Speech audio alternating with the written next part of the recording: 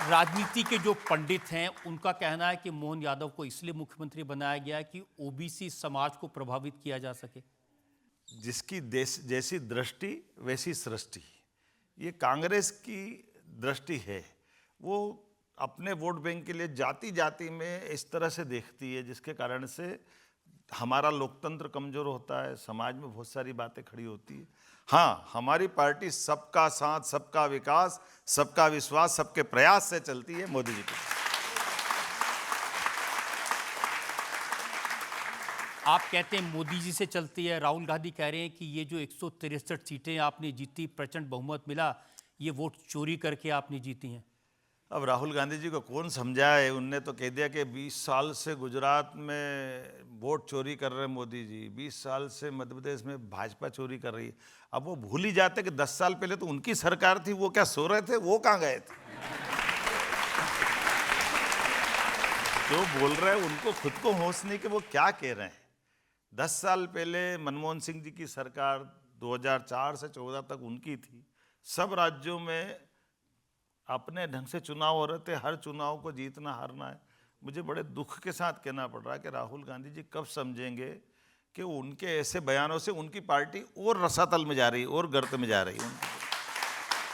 देखिए, आजकल बिहार में है, वो वोट यात्रा निकाल रहे हैं और कह रहे हैं कि बिहार में चुनाव आयोग लोगों के वोट काट रहे हैं ताकि बीजेपी को जिताया जा सके। मुझे एक उनके कांग्रेस के बड़े नेता का स्टेटमेंट ध्यान में आ रहा है। उनने बहुत अच्छा एनालिसिस किया कि अगर हमारी पार्टी में राहुल गांधी जी को जो काम दे दो वो उस काम का बेड़ा कर करके मानते, वो मानते ही नहीं क्या हो। अब 3 बार से लोकसभा लाने के सपना देख रहे, 3 बार से क्या बुरी बनाई कांग्रेस की हालत। ये भी आंकड़ा बता रहे कांग्रेस के नेता कि राहुल गांधी जी जिस राज्य में जिस दल के साथ आज सपोर्ट करने जाते हैं, कभी कभी तो ऐसा होता है कि मान लो भाजपा नहीं जीती तो उस दल का आदमी जीत जाता है, लेकिन कांग्रेस और रसातल में चली जाती, कांग्रेस की तो बेंडी बच जाती।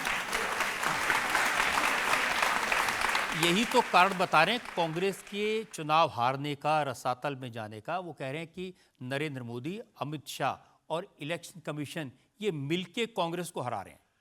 देखिए, ये मैं बड़े जवाबदारी के साथ बोलना चाहूँगा कि राहुल गांधी जी को अपोजिशन लीडर की पद की गरिमा का एहसास नहीं, वो क्या कह रहे हैं। दुनिया का सबसे बड़ा लोकतंत्र भारत है, दुनिया का आबादी में सबसे बड़ा देश भारत है, और हमारे लिए गर्व है आज़ादी के बाद से लेकर आज तक भारत का लोकतंत्र जिंदा है। भारत की सुप्रीम कोर्ट सभी प्रकार के न्यायालयकरण से भारत का गौरव जिंदा है।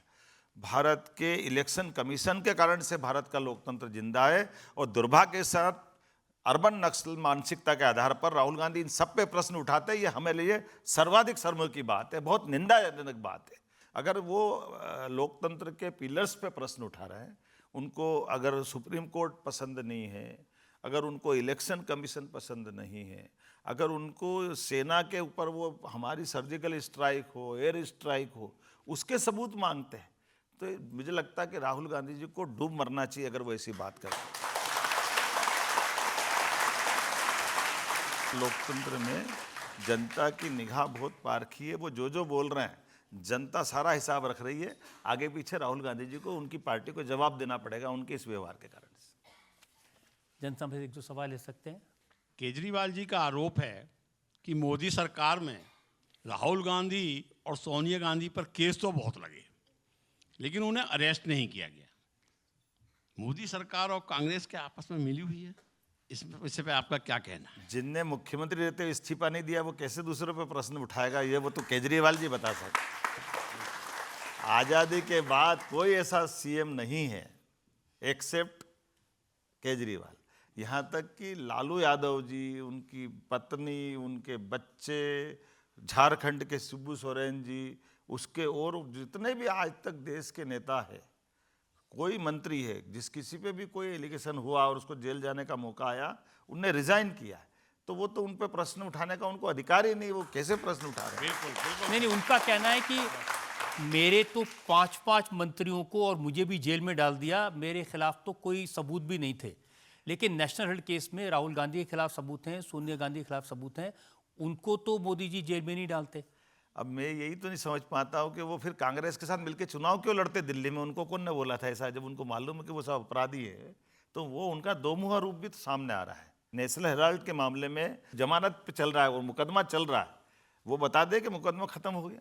मुकदमा तो आज भी चल रहा है, लेकिन न्यायालय फैसला करेगी तभी तो। आप मेरे पे मुकदमा चला रहो, अब मैं जज साहब को देख रहा हूँ कि अब उनकी कृपा होगी तब तो बात बनेगी। ये तो मुकदमा तो चल ही रहा है।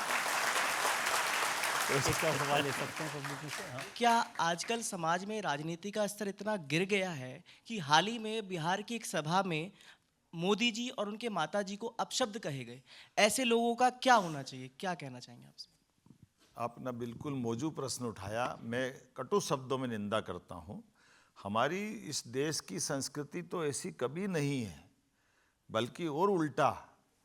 हमारे यहाँ तो देश के दुश्मन भी अगर सेना से युद्ध करते हुए मारे जाते हैं तो हम ससम्मान उसके शरीर को भी वापस पहुँचाने में गर्व करते हैं। और जो दिवंगत हो गई माननीय मोदी जी की माता जी, उनको कोई गाली बकता तो उसका दिमाग का दिवालियापन हो गया, ये पक्का है। उसके वो भारतीय संस्कृति को नहीं समझता। मैं कटु शब्दों में आप सबके माध्यम से भी निंदा करता हूं। अगर वो ऐसा कर रहे हैं उनको माफ़ी मांगना पड़ेगी, माफ़ी मांगना भी चाहिए।